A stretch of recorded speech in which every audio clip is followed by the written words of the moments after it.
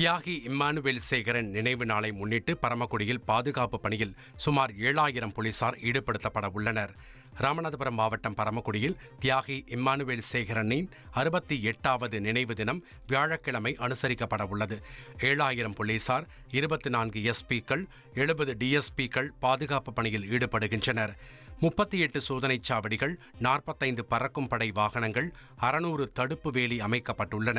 500 CCTV மற்றும் drone கேமராக்கள் மூலம் தீவிர கண்காணிப்பு செய்யப்பட உள்ளது. இருசக்கர மற்றும் வாடகை வாகனங்களுக்கு அனுமதி இல்லை என்றும், மீறினால் வாகனம் பறிமுதல் செய்யப்பட்டு வழக்கு பதிவு செய்யப்படும் என எச்சரிக்கை விடப்பட்டுள்ளது. தமிழகத்தில் கடந்த ஜூலை மாதம் வரை நடைபெற்ற சைபர் குற்றங்கள் மூலம் 1010 கோடி ரூபாய் கொள்ளையடிக்கப்பட்டிருப்பதாக அதிர்ச்சி தகவல் வெளியாகியுள்ளன. சைபர் குற்றங்கள் தொடர்பாக தமிழகம் முழுவதும் 88,429 புகார்கள் பதிவு செய்யப்பட்டுள்ளன.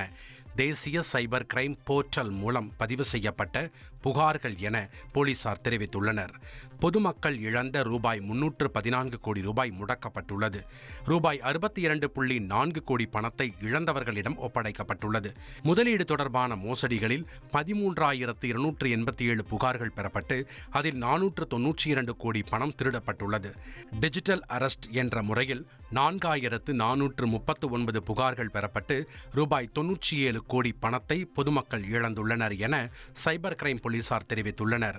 மேலும் இந்தியா முழுவதும் 153 நபர்கள் சைபர் குற்றத்தில் சிக்குவதற்கு முன்பாகவே மீட்கப்பட்டுள்ளனர். ஆபரேஷன் திரை நீக்கு மூலம் 206 குற்றவாளிகள் கைது செய்யப்பட்டுள்ளனர்.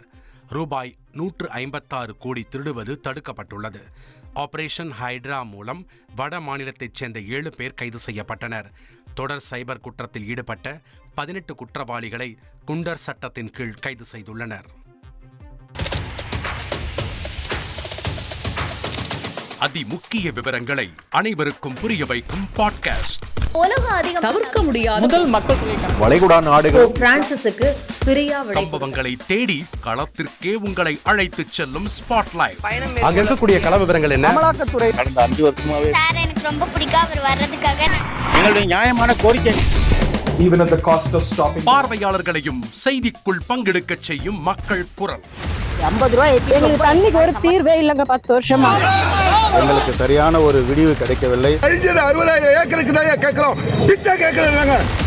புத்தம் புதிதாக வித்தியாசமாக ஹெலிகாப்டர்களின் உதவி என்ன படிக்கலான்றதுல பேரண்ட்ஸும் என்கரேஜ் பண்ணணும், ஸ்டூடெண்ட்ஸும் தேர்வு செஞ்சு. எனக்கும் சீமானனுக்கும் பெரிய வித்தியாசம் இல்லைங்க. ஒரு பாயிண்டா சொல்லணும். உங்களுக்கான தலைவர்களை பொழுதுபோக்கு தளத்தில் தேடாதீர்கள், போராட்ட களத்தில் தேடுங்கள். அனைத்தும் உங்களுக்காக. எப்போதும் இணைந்திருங்கள் தந்தி டிவியுடன்.